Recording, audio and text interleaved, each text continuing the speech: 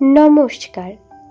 আজ যে জিনিসটা নিয়ে কথা বলবো সেটা শুধু খাবার নয়, এটা বাঙালির জীবনে একটা অংশ, একটা ইমোশন। এটা হলো ফুচকা। মনে আছে স্কুল থেকে ফিরেই যখন ব্যাগ ছড়ে দিয়ে বন্ধুরা দৌড়ে যেত রাস্তার মোড়ের ফুচকাওয়ালা কাকুটার কাছে?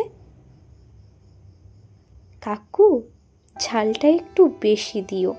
এই ডায়লগটাই যেন ছিল আমাদের জীবনের স্লোগান। জীবনের প্রতিটা সমস্যাকে ফুচকার মতো চিবিয়ে খাও। প্রথমে হয়তো কষ্ট হবে, কিন্তু শেষে যে স্বাদটা পাবে তা অমৃতের মতো মিষ্টি। চলো আজ বানিয়ে ফেলি একদম রাস্তার মতো ক্রিস্পি ফুচকা। এর জন্য আমাদের লাগবে কিছুই না, সামান্য সুজি, ময়দা আর ফুটন্ত গরম জল। দেখতে থাকো রেসিপিটা। মনে রেখো, জীবনের মতো ডো বেশি শক্ত হলে ফেটে যাবে, আর বেশি নরম হলে টিকবে না।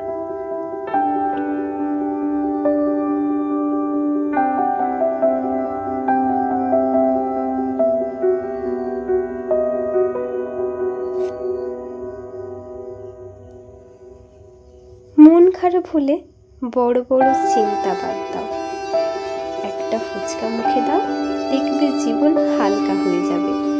যেমন ফুচকা ঝাল, টক, মিষ্টি, তেমনি আমাদের জীবনেও প্রতিটা স্বাদের প্রয়োজন আছে। তবেই তো আমরা বুঝতে পারবো কোন সময় কোন স্বাদটা আমাদেরকে কি বুঝিয়েছে। জীবনে অনেক সময় ভিতরটা ফাঁকা মনে হয় কিছু একটা মিসিং। তখন মনে রেখো, তুমি নিজেই তোমার জীবনের ফুচকা। তোমার হাতেই আছে নিজের পুর ভরার ক্ষমতা।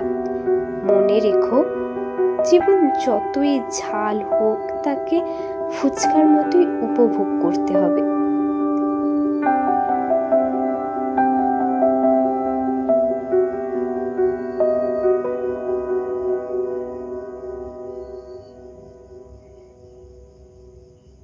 জীবনে যেমন টক, মিষ্টি, ঝাল মেশানো মুহূর্ত থাকে, ফুচকাও ঠিক তেমনই, এক কামড়েই হাজারো স্মৃতি।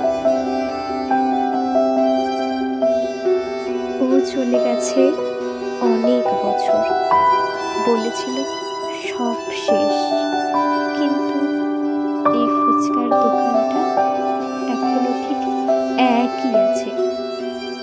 ওর সঙ্গে প্রথমবার ফুচকা খেয়েছিলাম ওখানেই।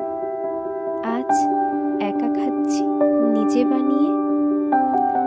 টক জলটা আগের মতোই টক, কিন্তু এখন মনে হয় এই টকটাই আমাকে নতুন করে বাঁচতে শেখাচ্ছে। ভালোবাসা বদলে গেছে, ভালোবাসা বদলায়ও, কিন্তু ফুচকার স্বাদ এখনো আগের মতোই সত্যি। মন যদি ছুঁয়ে যায়, একটা হার্ট দিয়ে যেও, কারণ বং মিশোতে রান্না